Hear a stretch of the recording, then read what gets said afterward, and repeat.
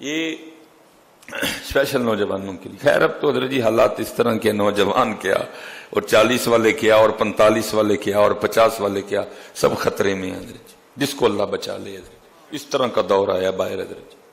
ہاں جی، ہر کوئی خطرے میں ہے حضرت جی، جس کو اللہ بچا لے، جس کی اللہ حفاظت کرے حضرت جی. یہ روض الریاحین امام یافعی رحمۃ اللہ تعالی نے لکھی، بڑی خوبصورت کتاب ہے حضرت جی. صوفیہ کا تذکرہ ہے اس میں حضرت جی.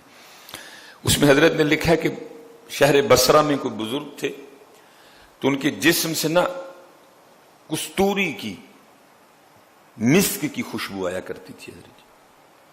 وہ لکھا ہے کہ وہ خوشبو اس قدر زیادہ تیز تھی کہ حضرت اس گلی سے بھی گزر جاتے نا تو لوگ بھی کہا کرتے تھے لگتا ہے مسکی رحمت اللہ تعالی علیہ گزر کے گئے ہیں، کیونکہ جسم سے خوشبو آتی تھی. اس لیے اصل نام لوگوں کو بھول گیا، لوگوں کو یاد رہ گیا مسکی. لوگ ان کو مسکی کہا کرتے تھے کیونکہ آپ کے جسم سے مشک کی، کستوری کی خوشبو آیا کرتی تھی. لکھا جب حضرت نے مسجد میں داخل ہوتے لوگوں نے کہنا مسکی رحمت اللہ تعالی علیہ آ گئے. اصل نام لوگوں کو بھول گیا، ان کا نام ہی پڑ گیا مسکی، مشک بار، جس سے مشک کی، کستوری کی خوشبو آئی. وہ لکھا ہے کہ ایک دن کسی نے بڑا اصرار کر کے نا حضرت سے پوچھا، حضرت آپ کون سی خوشبو لگاتے ہیں؟ میں تو کوئی خوشبو نہیں لگاتا.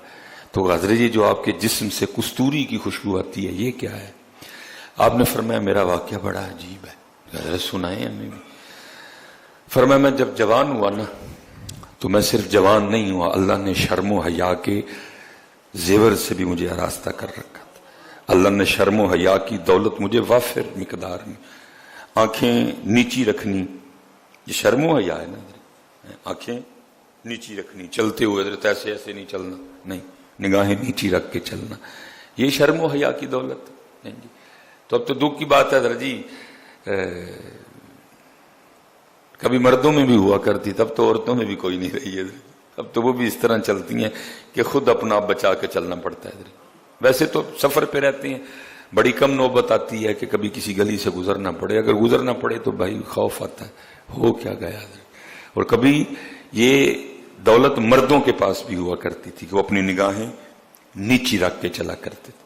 مسکی رحمت اللہ تعالی کہتے ہیں والد صاحب بھی صالح تھے اور ان کا نیک ہونا مجھ پہ بھی اثر انداز ہوا.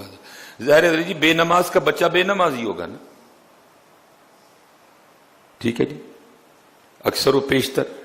اور جو نمازی ہے اکثر و بیشتر اس کا بچہ بھی نمازی ہوگا، کیونکہ اس کو فکر ہوگی کہ بھائی میں اپنے بچے کو بھی نماز کے لیے کہوں.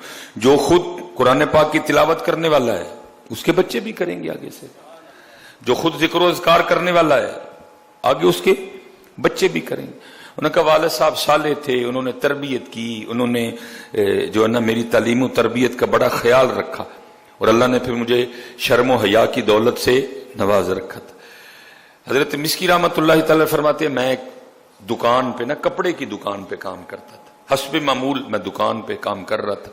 ایک بڑھی آئی اور اس نے آ کے نا کچھ کپڑے پسند کیے، اور پسند کر کے نا میری طرف اشارہ کر کے کہتی ہے کہ آپ اس طرح کریں کہ اس نوجوان کو میرے ساتھ بھیجیں، میری مالکن نے جو جو کپڑے اس میں سے رکھنے ہوں گے نا وہ رکھ لے گی، اور جو نہیں رکھنے ہوں گے وہ واپس بھیج دے گی، اور جو رکھے ہوں گے ساتھ ان کی قیمت بھی اس بچے کے ہاتھ بھیج دے گی.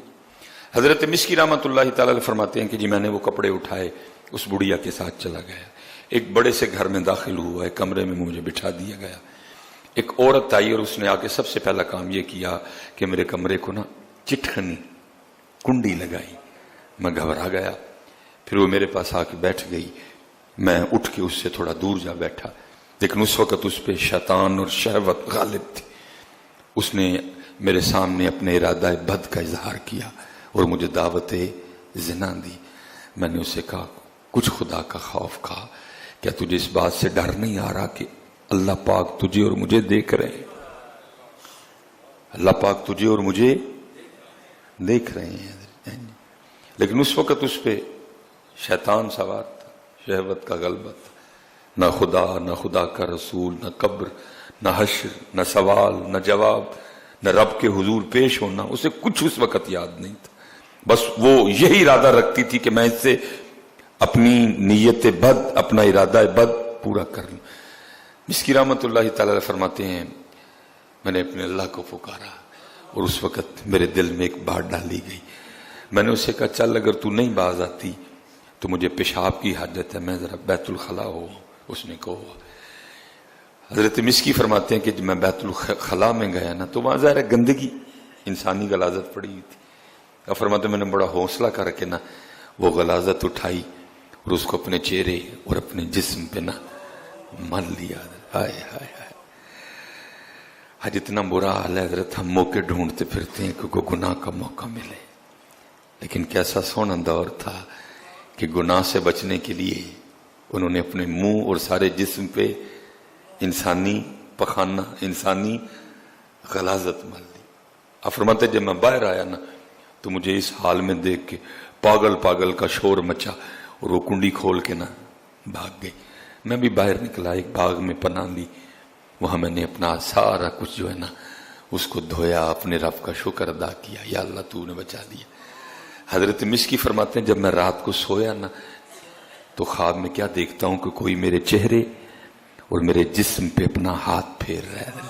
خواب میں میرے چہرے اور میرے جسم پہ اپنا ہاتھ، اور خواب ہی میں مجھے پوچھ رہا ہے کیا تو جانتا ہے کہ میں کون ہوں. حضرت مسکی فرماتے ہیں کہ وہ خواب ہی میں مجھے پوچھ رہا ہے، ساتھ جو چہرے اور جسم پہ ہاتھ پھیر رہا ہے ساتھ پوچھ بھی رہا ہے کیا تو جانتا ہے میں کون ہوں. فرماتے میں نے تو سوال کا جواب نہیں دیا، خود سوال کر کے خود ہی جواب دیتے ہیں. وہ کہتے ہیں میں اللہ کا مقرب فرشتہ جبرائیل امین ہوں. فرماتے ہیں جب میں صبح اٹھا نا تو میرے سارے جسم سے کستوری کی خوشبو آ رہی تھی. فرماتے ہیں یہ حضرت جبرائیل امین کے دستے مبارک کی برکت ہے.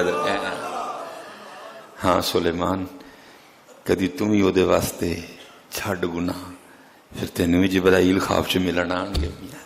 لیکن کسی کو شوق ان جبرائیل کو ملنے کا، سارے چٹے رنگ تے مر گئے ہیں حضرت. کسی کو شوق ہی نہیں جبرائیل کو ملنے کا.